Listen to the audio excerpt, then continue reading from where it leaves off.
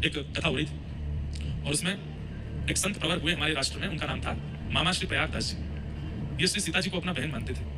इनकी कोई बहन नहीं थी। बाल्यकाल में इनका एक मित्र एक दिन कहीं जा रहा था। इन्होंने मित्र से पूछा, कहाँ जा रहे हो? बोले, मैं अपनी बहन के पास जा रहा हूं। बोले, बहन क्या होती है? बोले कि मैं एक ही माता पिता के, एक मैं पुत्र हूँ, एक मेरी बहन भी है। अच्छा, मेरी बहन कौन है? बोले, अपने माता पिता से पूछो। अपने माता पिता के पास जाकर के रोने लगे, मेरी बहन कौन है, मेरी बहन। अब उनकी बहन तो थी नहीं।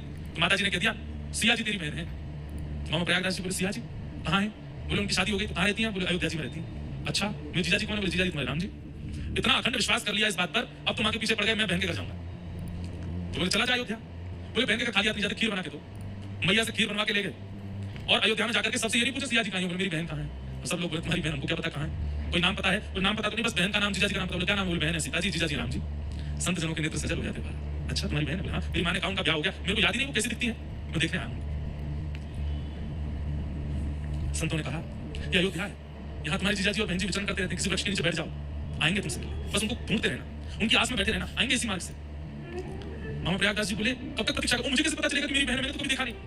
बोले, अरे तुम्हारी बहन छोटे मोटे घर में नहीं आई है। रघुकुल कमल दिवाकर, एक छत्र सम्राट महाराज दशरथ के पुत्र हैं श्री राघव जी, हमारे जीजा जी।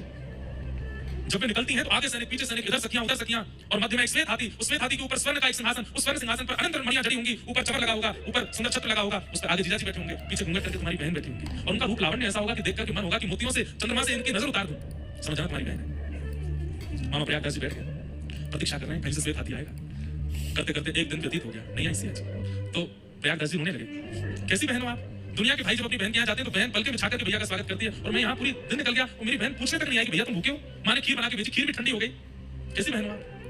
करके जैसे रोने लगे, इतने में देखा नगाड़े बजने लगे, बड़ी बड़ी बाजे बजने लगे, सैनिक सब ढोल नगाड़े बजाते हुए आ रहे हैं, सावधान कर रहे हैं सबको। इतने में ही असंख्य हाथी और सुंदर सुंदर हाथियों पर चढ़ उड़ाए जा रहे हैं, दो हाथी आगे, दो हाथी पीछे, और बीच में एक श्वेत हाथी, और श्वेत हाथी के ऊपर सुंदर स्वर्ण का सिंहासन, और आगे रघुकुल कमल दिवाकर श्री राघव जी मंद मंद नेत्रों से इधर उधर देखते हुए, और पीछे घूंघट करे सिया जी बैठी।